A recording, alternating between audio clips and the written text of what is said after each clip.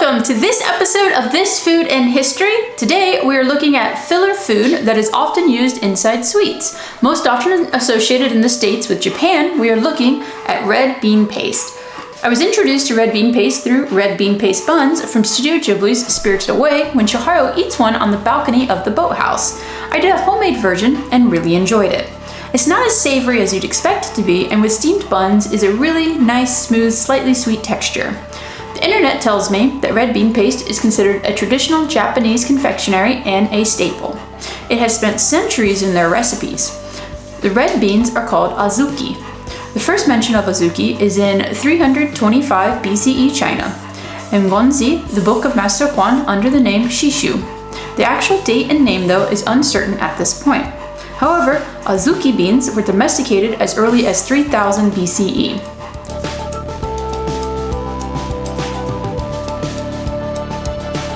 They made an appearance in 1200 in China in their first cookbook, Wu Shi Zhengzhui, Madame Ku's recipe book.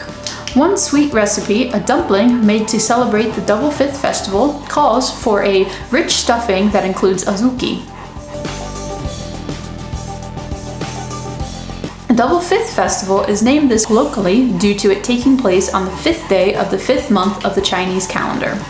It is also known as the Dragon Boat Festival, which has various legends around it.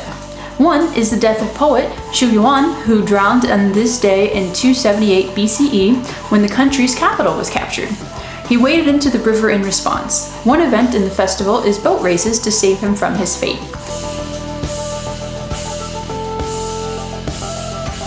The azuki itself was also considered a medicine in China, as the shape of kidney beans represented the kidney and so were believed to give human strength. Interestingly, Korea also has a tradition about the beans warding off evil spirits and entities, and the red color represents yang energy, which expels wickedness and infectious diseases. A popular gift to students involves the red bean paste with this in mind. The Chinese had a filling made of meat and vegetables they called anko that filled buns. They brought this over to Japan in the 7th century, a period in Japan called the Asuka period, also referred to as the Hakuo period. While this bun traveled, Buddhist monks wanted a meat alternative, so they used red bean paste. It closely resembled anko and would have been slightly salty at this time. So how did this turn into the sweetened version we have today? During the Muromachi and Azuchi Momoyama eras, during this time, the tea ceremony was becoming popular with samurai and nobles.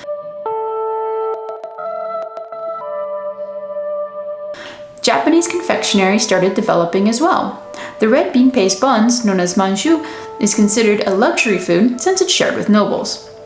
The original sweetener was a boiled down ivory sap, but the Dutch introduced sugar through imports. And then sugar production in Japan increased during the Edo era, the year 1603 until 1868. After increased imports with Spain and Portugal, it was used as a replacement to achieve the sweet taste. Dorayaki, red bean filled pancakes, and yokan, the red bean jelly, were invented around this time as well. Sugar became so popular that around 1375 tons were imported in only Nagasaki Bay, which is valued in modern day as around 22 million.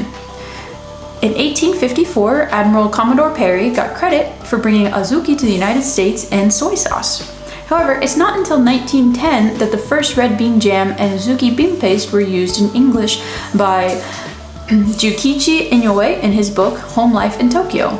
Tanaka and Nicholas in The Pleasures of Japanese Cooking called it sweetened red bean paste and strained red bean paste in 1963.